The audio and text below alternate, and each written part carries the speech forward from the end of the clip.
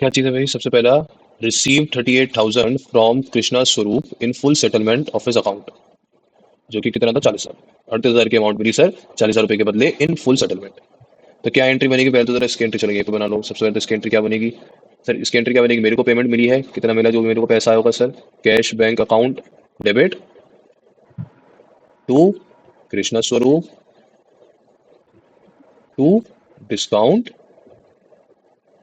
Sorry discount receive नहीं आएगा, क्या आएगा? Discount sir allowed. डिस्काउंट तो डेबिट होएगा ना? हाँ, डिस्काउंट डेबिट होगा, क्या आएगा? Discount allowed. तो सर 38,000, 2,000 और 40,000, ठीक है, बिल्कुल सही है। इसी तरीके से कैश डिस्काउंट अलाउड कृष्णा स्वरूप, ठीक है। दिव्यांशु, फॉर्मेट में लेजर फोलियो का कहाँ है कॉलम? सर उसका नहीं बनाया। फॉर्मेट के मार्क्स करते हैं, भले ही वो कॉलम पूरे साल खाली रहेगा, पर अगर वो कॉलम नहीं बनाया तो उसके मार्क्स करते हैं। चाहे वो खाली रहेगा पूरे साल, उसमें पूरे साल कुछ भी नहीं लिखवाएंगे, लिखाएंगे ही नहीं, मैं पहले ही बता रहा हूँ, पूरे साल उस कॉलम में कुछ भी नहीं लिखाएंगे, पर मार्क्स फॉर्मेट के हैं। तो ये फॉर्मेट बनना है हर बार, ठीक है, ये फॉर्मेट हर बार बनेगा। इन चीज़ों के अब नंबर नहीं कटवाने हमारे को। अच्छा सर, नेक्स्ट, पहला सही हो गया। दूसरा, receive 38,000 from Dushyant on his account for 40,000।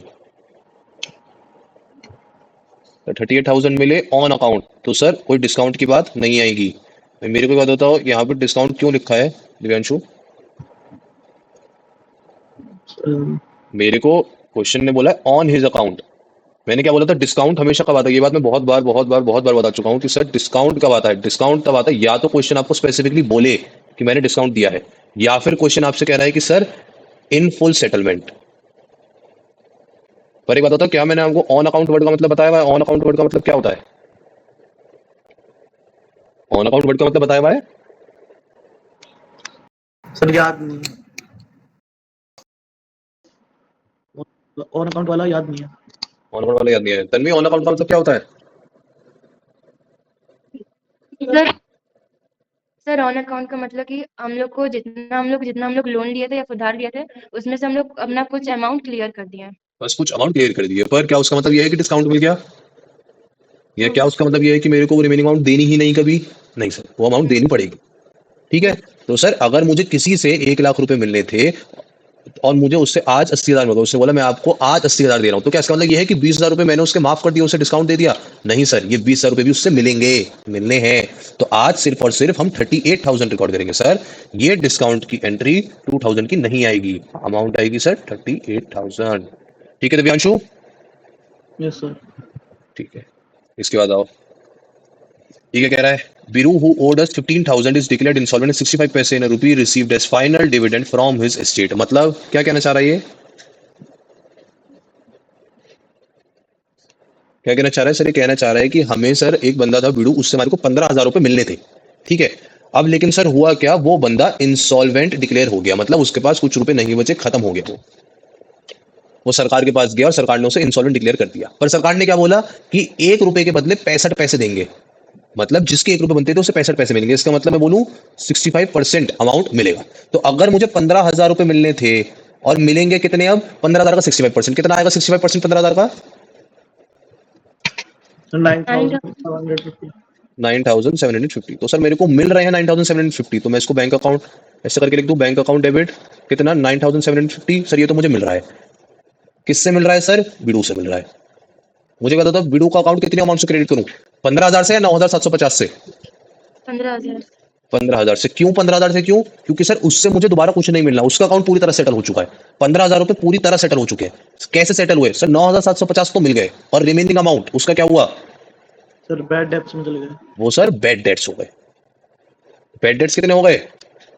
Sir 5,250। 5,250, ठीक है। एंट्री बैड डेट्स कैश, सही है, बैड डेट्स कैश बिल्कुल सही है। चलो, fourth, sold goods to Kitty, list price 20,000, trade discount 10%, cash discount 5%।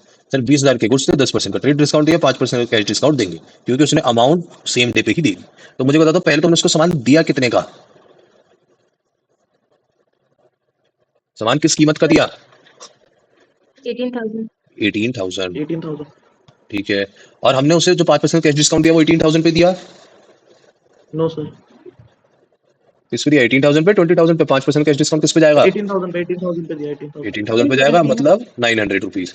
तो सर हमने उसको सेल करा 18,000 का, लेकिन उससे पेमेंट लिया 900 कम करके रिमेनिंग अमाउंट, क्योंकि 900 का हमने उसे क्या दे दिया सर डिस्काउंट दे दिया। तो सर हम इसमें एंट्री क्या बनाएंगे सर, हम इसमें एंट्री बनाएंगे कैश अकाउंट को तो सर हम डेबिट करेंगे कितने से सर 17,100 से। डिस्काउंट अलाउड को सर हम डेबिट करेंगे 900 से, और सेल्स का अकाउंट सर क्रेडिट कर देंगे। मुझे बता दो सेल्स का अकाउंट क्रेडिट करना चाहिए या किटी का अकाउंट क्रेडिट करना चाहिए? सर सेल्स का अकाउंट। सेल्स का अकाउंट। तन्वी किसका अकाउंट क्रेडिट होना चाहिए, किटी का या सेल्स का? सेल्स का अकाउंट क्रेडिट होना चाहिए, बिल्कुल सही, क्योंकि सर ये क्रेडिट सेल नहीं है, ये कैश सेल है, पैसा कैश में आ गया है। तो कैश डिस्काउंट टू किटी, इसी तरीके से कैश डिस्काउंट टू किटी। ठीक है, last part, supplied goods 6,000 to Shakuntala, issued invoice at 10% above cost. तो सर कॉस्ट 6,000 थी, लेकिन हमने बेचा कितने में होगा सर, कॉस्ट में 10% ऐड करके, मतलब 6,000 में 600 रुपीज जोड़ के सर 6,600 का हमने सेल करा होगा। लेकिन सर वो भी हमने ऐसे डायरेक्टली सेल नहीं करा, हमने 5% का उस पर ट्रेड डिस्काउंट और दिया, तो 6,600 में से 5% और माइनस कर लिए, तो सर कितना आया 6,270। 6,270 रुपीज का हमने उसे सेल करा। सर क्या अमाउंट आई Shakuntala to sales, Shakuntala to sales 6,270। ठीक है भाई, पूरा क्वेश्चन करना आया ये वाला। थोड़ा सा कुछ कॉन्फिडेंस लगा कि सर ठीक सी हो रही है चीजें, हल्का बहुत कुछ तो ट्रैक पे आ रहा है, नहीं आ रहा। तो चलो अब एक काम करो, फटाफट से जरा पहले ये पिछले वाले क्वेश्चन और देखो क्या है सर, इसको देखो। फिर क्वेश्चन हमसे क्या कह रहा है, receive 20,000 from Subhash which were written off as bad debts in previous year. मतलब सर एक बंदा था सुभाष जिससे मुझे रुपए मिलने थे, पर उसने रुपए देने से मना कर दिया, या जो भी रीजन है सर हमारे को नहीं पता, पर हमने उसे एज बैड डेट्स रिकॉर्ड कर दिया था। लेकिन आज वो हमारे पास 20,000 रुपए लेके आ गया।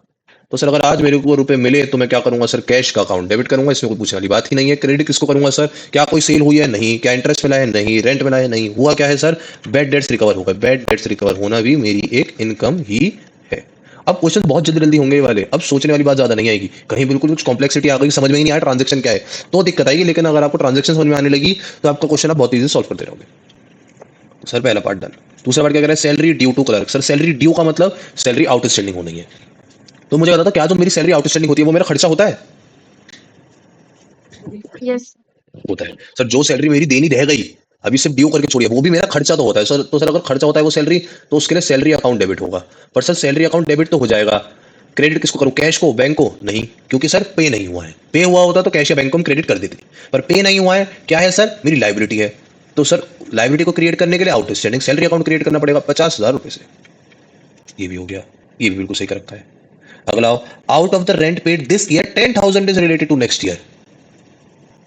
ये सर थोड़ा सा अलग सा है। ये क्वेश्चन क्या कह रहा है, ये हमसे कह रहा है कि अभी तक तो सर हम क्या पढ़ रहे थे कि हमने कुछ ना कुछ, हमें किसी को कोई चीज देनी थी, कोई खर्चा करना था, पर हमने नहीं करा, आउटस्टैंडिंग था।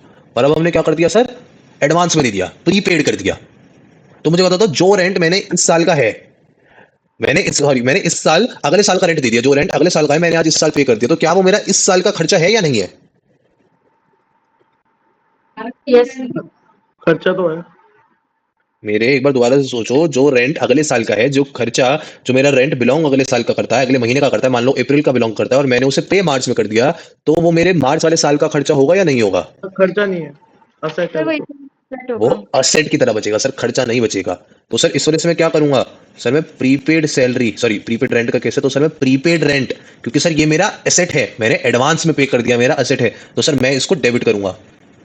क्रेडिट किसको करूंगा? सर रेंट अकाउंट को, रेंट अकाउंट को। क्यों? क्योंकि सर वो अगले साल उससे होता ना। पर मुझे एक बात बता, मतलब अगर मैं रेंट अकाउंट को क्रेडिट कर दूंगा तो मेरी रेंट अकाउंट, मेरा इनकम नहीं बढ़ जाएगी? ये तो फिर मेरी इनकम, सॉरी हाँ, रेंट अकाउंट अगर मैं करूंगा, अगर आप उस एक्सपेंस, तो मेरा एक्सपेंस कम नहीं हो जाएगा? पर मुझे एक्सपेंस तो कम नहीं करना सर, मुझे करना क्या है, ये जो मैंने 10,000 पे करा है ना, मेरा खर्चा बढ़ रहा है ना मेरा खर्चा कम हो रहा है, हो क्या रहा है, मैंने 10,000 पे करा है, तो पे करने पे क्या क्रेडिट होना चाहिए भाई?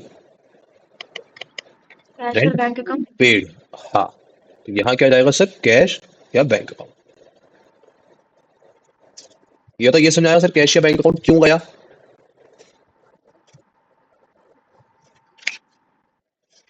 बताओ सर।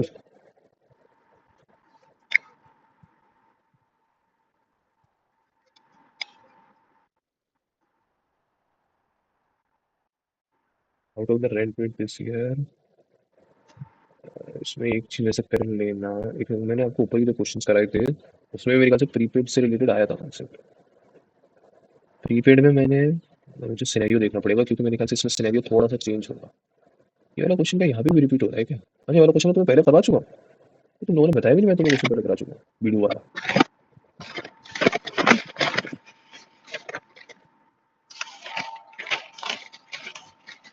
सर करा रखा है। करा रखा है, तुम लोगों ने बताया भी नहीं। चलो कोई नहीं। अच्छा, इस वाले क्वेश्चन में ना देखो एक चीज देखनी पड़ेगी आप लोगों को। यहाँ पे ना क्वेश्चन हल्का सा पास्ट टेंस में बात कर रहा है। मतलब एक बार मैं हल्का सा बता देता हूँ कि सर दिक्कत कहाँ आएगी। दिक्कत एक चीज में आएगी, अगर आपको नॉर्मल एंट्री दी है, अगर आपको क्वेश्चन ने नॉर्मली बोला है कि sir paid rent in advance, rent हमने एडवांस में पे कर दिया, उसकी एंट्री बता दो, उसकी एंट्री क्या बनेगी? तो सर उसकी एंट्री तो क्या बनेगी? उसकी एंट्री बनेगी sir prepaid rent account debit to cash या बैंक अकाउंट, क्योंकि सर पे करा है। ठीक है, लेकिन अगर आपको क्वेश्चन इस तरीके से बोलता है कि सर मैंने कुछ रेंट का खर्चा अगले साल का इस साल पे कर दिया था, पर वो बनता अगले साल का है। मतलब अगर आपको क्वेश्चन इस तरीके से बोलता है कि कुछ रेंट का खर्चा है जो हमने पे कर दिया था पर वो अगले साल का है, तो इसका मतलब क्या है? सर क्वेश्चन आपको ये बताना चाह रहा है कि पहले वो उस रेंट को खर्चा रिकॉर्ड कर चुका था, पहले वो उस रेंट को इसी साल अकाउंट पर कर चुका था, पर बाद में उसे वो चीज रियलाइज हुई कि सर ये खर्चा रेंट का नहीं है, ये तुमने अगले साल का पे कर दिया। थोड़ा सा लैंग्वेज में अंतर है। लैंग्वेज अंतर क्या है सर? अगर आपको सिंपली बोल रहा है कि पेड रेंट इन एडवांस, मतलब वो तो आपको बता रहा है कि आज आपने एडवांस में रेंट पे कर दिया, तो अगर आपको आज ही पता है कि वो रेंट एडवांस में पे हुआ है तो उसकी एंट्री आप क्या बनाओगे? सर आपको पता है एडवांस में पे करा है आपने, असेट है, तो prepaid rent account debit to cash bank. लेकिन सर अगर आपने रेंट पे कर दिया था ऐसे ही और उसके बाद आपको रियलाइज हुआ कि ये रेंट तो मैंने अगले साल का भी इसी साल 31 मार्च को ही पे कर दिया गलती से, अप्रैल का रेंट गलती से 31 मार्च को ही मैंने पे कर दिया, तो सर उस समय मैंने एंट्री क्या बनाई होगी? उस समय तो मैंने पता मैंने एंट्री क्या बना दी होगी? उस समय मैंने एंट्री बना दी होगी rent account debit to cash bank. पर सर जब मैं बाद में देखने बैठा तो मेरे को रियलाइज हुआ कि अरे यार ये तो गलत हो गया। क्यों? क्योंकि सर रेंट मेरा खर्चा रिकॉर्ड हो रहा है, पर ये जो 10,000 रुपए है ये मेरा खर्चा नहीं है, ये क्या है? मेरा असेट। तो इस खर्चे को खत्म करने के लिए और असेट को क्रिएट करने के लिए तब जाके हम वो वाली एंट्री पास करते थे, prepaid rent account debit to rent account. क्योंकि सर ये जो प्रीपेड रेंट का अकाउंट है ये मेरा असेट का अकाउंट है और सर ये मेरा एक्सपेंस का अकाउंट है। मैं जो गलती से जो एक्सपेंस डेबिट कर दिया था पर होना नहीं था, मेरे को बाद में पता चला, तो सर मैंने उसे कम कर दिया। एक्सपेंस को कम कैसे करते हैं? क्रेडिट करके। और सर असेट बनानी थी तो असेट को क्रिएट कर दिया डेबिट करके। तो अब एक बार देखो यहाँ पे, पता है हमसे क्वेश्चन क्या कह रहा था? वही हल्की सी दिक्कत हुई। यहाँ पे क्वेश्चन क्या कह रहा है? Out of the rent paid this year, इस साल रेंट पे कर चुके थे उसमें से 10,000 is related to next year. मतलब सर कहीं ना कहीं हम ना रेंट की एंट्री पास पहले ही कर चुके थे, पर हमारे को पता बाद में चला कि अब 10,000 जो है अगले साल से रिलेटेड।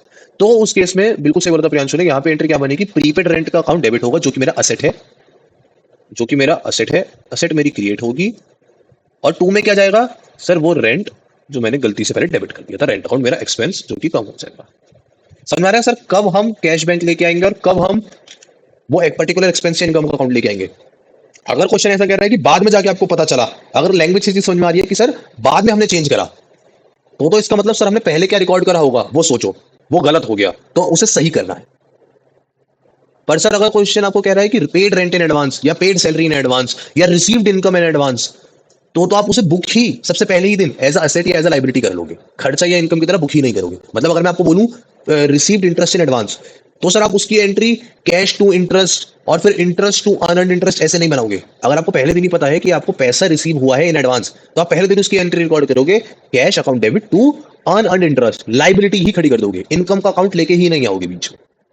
तो सर इस केस में यहाँ थर्ड पार्ट में एंट्री क्या बननी थी? यहाँ थर्ड पार्ट में एंट्री बननी थी prepaid rent account debit to rent account. ये वाली चीज नहीं, इस चीज को बल्कि आप चाहे अपना यहाँ पे नोट भी कर लेना एक बार। मैं कहाँ पे करा था? गुड्स रिलेटेड ट्रांजेक्शन में करा था ना। यहाँ पे इसी केस में ये चीज जरा अपने लिख के रख लेना ताकि आपकी भी रेफरेंस के लिए आप लोगों को भी अच्छे से ध्यान रहे कि सर ये वाली जो एंट्री है ना, ये सर कब पास होती है? जब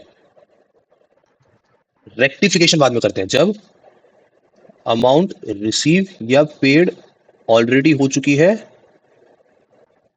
एंड रेक्टिफिकेशन, रेक्टिफिकेशन का मतलब होता है सही करना, rectification is made afterwards.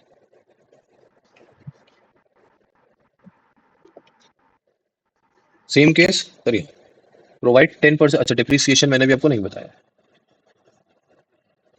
Depreciation मैंने बताया, डेप्रिसिएशन थोड़ा मैं अगली क्लास में सुना स्क्रॉल करके डेप्रिसिएशन आपको लग रहा था क्या चीज़ है 10% मुझे नहीं पता, शायद हो सकता 10 मिनट निकाल भी लिया हो, 10% डेप्रिसिएशन 50,000 पे 50,000 5,000 रुपये बिल्कुल सही एंट्री, बिल्कुल सही पास करिए। और सर क्यों हुई है, क्या होता है डेप्रिसिएशन कंसेप्ट, एक थोड़ा सा अच्छे से पढ़ना है, डिटेल में पढ़ना है, उसमें पढ़ाऊंगा डेप्रिसिएशन को पूरा थोड़ा ढंग से टाइम लेके अगली क्लास में पढ़ाऊंगा। एंट्री बिल्कुल सही पास करिए, लेकिन आपने समझ लिया होगा डेप्रिसिएशन, मतलब थोड़ा सा ऊपर से देख लिया होगा क्या होता है, एंट्री आपने बिल्कुल सही पास करिए, एंट्री बिल्कुल सही है, ठीक है। बट इसको इग्नोर करो, मैंने अभी तक अगर इसको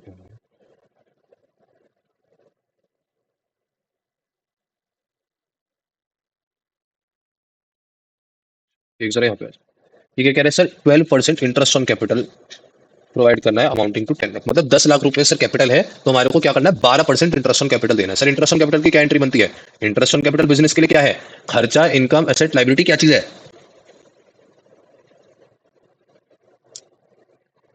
क्या चीज है,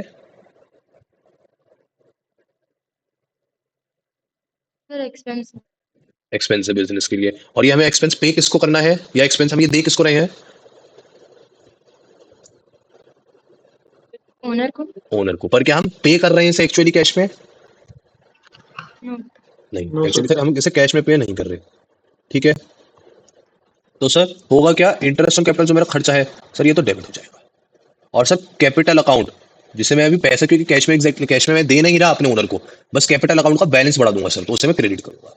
सर यहाँ क्या एंट्री बनेगी, interest on capital to capital account, 11 lakh sir कहाँ से आ गया, 11 लाख सर कैसे आ गया तनवी, इंटरेस्ट की अमाउंट कितनी है, इंटरेस्ट तो 10 लाख पे 12% होगा ना, सर 1,20,000 आएगा ना। 1,20,000 आएगा, आपने गलती से 1,20,000 खुद 10 लाख में भी ऐड कर दिया, और यस फिर वो अमाउंट आपने दिया है ना। और उससे तो इंटरेस्ट की अमाउंट कितनी है सर, इंटरेस्ट की अमाउंट तो 10% ही है। हाँ कैपिटल का बैलेंस जरूर बढ़ जाएगा सर अब, पर कोई नहीं, वो चीज बाद में करनी थी, वो चीज अभी ऐसे नहीं होगी। मेन सर यहाँ पे हुआ क्या, सर इंटरेस्ट ऑन कैपिटल कितना है, 1,20,000। इसी तरीके से सर इन्होंने क्या बोला है, interest on drawings, interest on drawings कैसे चार्ज होता है सर, ये बताओ। इंटरेस्ट ऑन ड्राइंग्स बिजनेस के लिए क्या है, एसेट, लायबिलिटी, एक्सपेंस, इनकम, क्या चीज है, सर इनकम। इनकम है सर। तो इनकम है तो सर ये क्या होगा, डेबिट या क्रेडिट, क्रेडिट। अच्छा ये इनकम सर आ कहाँ से रही है, सर ड्राइंग से, मतलब ड्राइंग से ड्राइंग आ के रही इंटरेस्ट पे। है, ड्राइंग के इंटरेस्ट से। तो सर ड्राइंग का अकाउंट मेरा क्या होगा, डेबिट। सर ये क्या आएगा, drawings account debit to interest charge की जगह इसे इंटरेस्ट ऑन ड्राइंग्स ही कर लेना, ठीक है, इंटरेस्ट ऑन ड्राइंग अकाउंट ही कर लेना।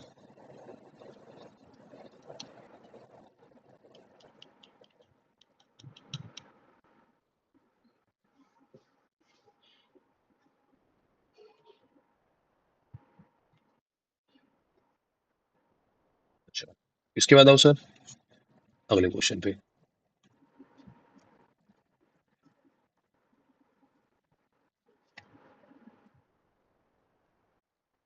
अगला क्वेश्चन क्या कह रहा है सर, गुड्स फ्रॉम नीलेश, हमने हमने क्या करा, नीलेश से गुड्स खरीदे 50,000 रुपए के, and also paid 1,000 for their carriage.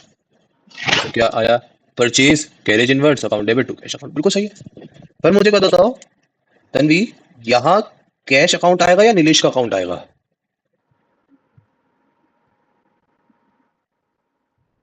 Sir वहाँ पे फॉर कैश तो मेंशन है ना। कैश मेंशन है सर, इसलिए कैश अकाउंट आएगा,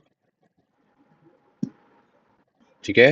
कोई गलती नहीं करी यार, सब जरूरी नहीं होता गलती करियो, कॉन्फिडेंस रहे। अच्छा इसके बाद क्या है sir, paid to Sita 9,615 full payment of her dues 10,000 रुपए, मतलब सर 10,000 रुपए मुझे मुझे सीता को देने थे, पर मैंने उसे 9,650 दिए इन फुल सेटलमेंट, मतलब रिमेनिंग अमाउंट सर जो 350 है वो मेरा क्या हो गया, डिस्काउंट। डिस्काउंट। सर मुझे डिस्काउंट मिला है, डिस्काउंट रिसीव मेरी इनकम होगी, तो सीता 10,000 कैश बैंक और डिस्काउंट, बिल्कुल सही एंट्री है। Purchase machinery by giving a cheque of ₹3 lakh and pay 25,000 in cash as wages on its installation, मतलब सर 3 लाख की मशीन आई, 25,000 रुपए इंस्टॉलेशन पे खर्च हुए। मुझे एक बात बताओ, मैं मशीन की कॉस्ट फिर अपनी बुक्स में किस अमाउंट से रिकॉर्ड करूंगा, 3 लाख से, 2,75,000 से, या 3,25,000 से, सर 3,25,000 से। 3,25,000 दिव्यांशु किस अमाउंट से करनी चाहिए,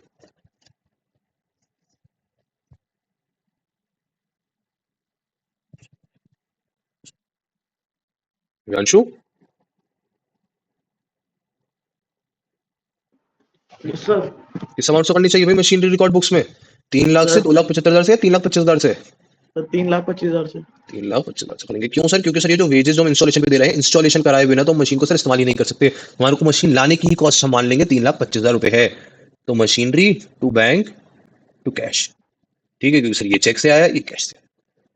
फोर्थ एंट्री पे आओ। Bricks for 15 lakh and timber for 10 lakh purchase for construction of building, payment was made by cheque. क्या एंट्री बननी चाहिए इसकी? Bricks account debit, timber account debit to bank account. अच्छा ठीक है, दिव्यांशु क्या एंट्री बननी चाहिए भाई इसकी? सर मैंने तो building account debit to bank account करा है। Building account debit to bank account कराए। क्यों बिल्डिंग अकाउंट को क्यों लिखा भाई?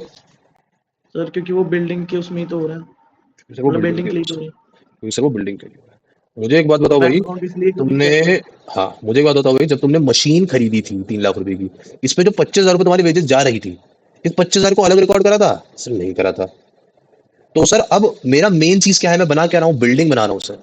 तो अगर मैं बिल्डिंग बना रहा हूँ, उसमें ईंट लगी 15 लाख रुपए की, टिम्बर लगा 10 लाख रुपए का। आप एक बात नॉर्मली सोचो, चलो अभी आप मान लो पूरा कुछ बना नहीं, आपने एक बिल्डिंग अपनी बनानी शुरू करी है, ठीक है सर, बिल्डिंग में तो आपका रेत लगेगा, आपके एक क्या बोलते हैं आयरन की उसमें सर रॉड लगेगी, पूरा लेंटर डलता है, उसमें कंकड़ लगते हैं आपके, पत्थर लगेगा, सीमेंट लगेगा, ईंट लगेगी, टाइल भी लगेगा, मार्बल भी लगेगा, सब कुछ लगेगा, सब कुछ दुनिया भर की चीजें लगेंगी।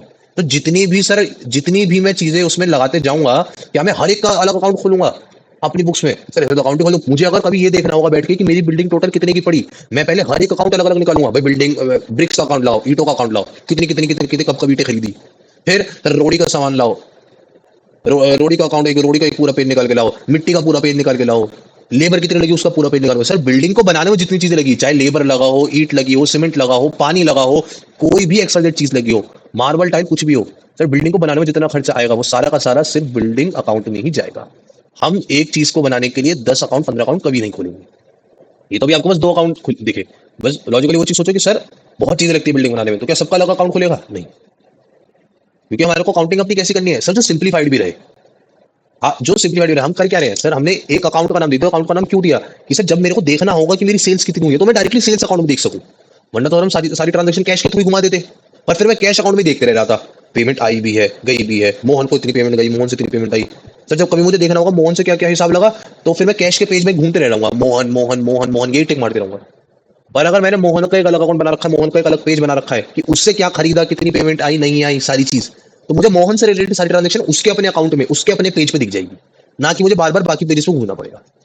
तो इसलिए सर यहाँ पे एंट्री क्या बननी थी? सर यहाँ पे एंट्री बननी थी आपकी building account debit to bank account. ये सब ना करके सर सिर्फ एक अकाउंट बनेगा, बिल्डिंग अकाउंट, और सर बिल्डिंग अकाउंट में अमाउंट चढ़ेगी 25 लाख की पूरी की पूरी। तन्वी ये चीज समझ में आई? Yes sir. ठीक है, अगला पार्ट पढ़ो। अगला पार्ट क्या कह रहा है सर कि हमने एक मशीन खरीदी 1 लाख रुपए की, एक पुरानी सेकंड हैंड मशीन खरीदी सर, और 5,000 रुपए उसके लाने ले जाने में खर्चा हुआ, और 20,000 रुपए उसके इमीडिएट रिपेयर्स पे खर्चा हुआ। सारी की सारी ये पेमेंट सर हमने चेक से कर दी। अच्छा मुझे बस एक चीज जरा सबसे पहले मुझे एक चीज बताओ, अगर मैंने किसी से सेकंड हैंड मशीन खरीदी तो वो मेरी असेट होगी या नहीं होगी? सर असेट होगी। असेट होगी। तन्वी असेट होगी या नहीं होगी? सर क्या बोले, फिर से बोलिए। अगर मैंने किसी से सेकंड हैंड मशीन खरीदी है तो सेकंड हैंड मशीन असेट होगी या नहीं होगी? सर होगा। होगी, बिल्कुल होगी। तो इस चीज में तो सर डाउट होना ही नहीं है। अच्छा तो इसका मतलब सर मैंने डायरेक्टली करा क्या, मैंने मशीन खरीदी, मैंने असेट खरीदा। सर मशीन 1 लाख रुपए की थी, 5,000 उसके लाने जाने का खर्चा हुआ, जिसके बिना कुछ काम ही नहीं हो सकता था। और सर पुरानी मशीन खरीदी थी तो सर उसको यूज करने लायक पोजीशन पे लाने के लिए मुझे कुछ रिपेयर्स वगैरह कराने पड़े, उसमें कुछ पार्ट वार्ट्स पुराने थे मुझे ठीक कराने पड़े। तो सर ये तो सारा वो खर्चा था जो मेरा करना जरूरी था उस मशीन को इस्तेमाल करने के लिए। तो टोटल कितने का खर्चा हुआ? 1,25,000। तो सर ये 1,25,000 को ही मैं पूरी मशीन की कॉस्ट मानूंगा? हाँ जी यस सर। यही मानूंगा। कहाँ गया भाई, कहाँ गया, यहाँ छुप के बैठ गया। सर मैंने पर ऐसा कर रखा है, मशीनरी अकाउंट में 1,05,000 और रिपेयर अकाउंट में 20,000। मशीनरी अकाउंट में कितने? 1,05,000 अच्छा और रिपेयर अकाउंट में 20,000 और बैंक अकाउंट और टू बैंक अकाउंट 1,25,000। नहीं नहीं, ऐसे अलग अलग नहीं होगा, सब कुछ मशीन में जाएगा, कुछ अलग अलग होगा ही नहीं, कुछ भी अलग नहीं होगा भाई, कुछ भी अलग क्यों होगा? हमने भी क्या बोला कि सारा खर्चा है ही सर मशीन का, इस खर्चे में कुछ अलग ही नहीं है सर। तुमने कैसे करा भाई तनवीर, ये अलग अलग क्यों करे भाई? अरे मुझे क्या था तुम लोग ऐसे करके कंफ्यूज हो गए भाई। यहाँ तुमने अभी थर्ड पार्ट में तो मशीन खरीदी थी, उसमें तुमने उसका ये वाला हिस्सा जोड़ा भी था, तब तुमने यहाँ इस वाले पार्ट में भाई क्यों नहीं जोड़ी ये अमाउंट, मुझे ये बता दो क्या है तुम सर लोगों के दिमाग में। कैरेज का जोड़ा है, रिपेयर का नहीं जोड़ा। और तन्वी तुमने तो कैरेज का भी नहीं जोड़ा मेरे ख्याल से, तूने जोड़ा भाई, ये चीज मैंने बताई थी। मशीन को इस्तेमाल करने की पोजीशन पे लाने तक जो खर्चा हुआ है सर, जो जरूरी था सर, वो मशीन की कॉस्ट में ही जुड़ जाता है, वो कैपिटलाइज ही हो जाता है, उसे खर्चे के तौर पर रिकॉर्ड नहीं करते, उसे हम कैपिटलाइज ही कर देते, उसे हम असेट ही मान लेते हैं अपना पूरा। ठीक है, तो अब समझ में आया सर क्या होना है, मशीन का अकाउंट ही पूरा 1,25,000 रुपए से आएगा, 1,25,000 रुपए से सर आएगा। ठीक है, चीज क्लियर है। Yes sir. ठीक है, ये भी हो गया सर। लास्ट पार्ट क्या रहा है, पे 2,500 for repairing office furniture, sir repair करानी थी, रिपेयरिंग टू कैश बैंक, खत्म, इतना ही है। अगले पे आओ सर 27 पे, स्कूल देख लो जरा पहले क्या रहा है सर, बिजनेस शुरू करा 5 लाख से, पेड इनटू बैक 4 लाख, मतलब क्या है इस ट्रांजेक्शन का, जरा मुझे मतलब बताओ सर फटाफट से, क्या मतलब है इस ट्रांजेक्शन से, ये क्या कहना चाह रहा है अप्रैल 1। सर बिजनेस स्टार्ट करा 5 लाख रुपए से और 4 लाख रुपए बैंक से दिए और 1 लाख रुपए फिर कैश से दिए, इसका मतलब। अच्छा तन्वी आपके हिसाब से क्या होना चाहिए इसमें। तो बिजनेस स्टार्ट किया 5 लाख का, जिसमें से वो बैंक को 4 लाख पे किया है। बैंक में 4 लाख लेके आया, तो इसका मतलब सर बचा हुआ 1 लाख वो कैश लेके आया है। ठीक है, तो सर होना क्या है यहाँ पे, कैश अकाउंट डेबिट, कहाँ ये कौन सा क्वेश्चन है भाई, अच्छा ये cash account to bank account, ये कौन सी एंट्री है भाई, cash account to bank account, bank account to cash account है, ये एंट्री क्या कहना चाहती है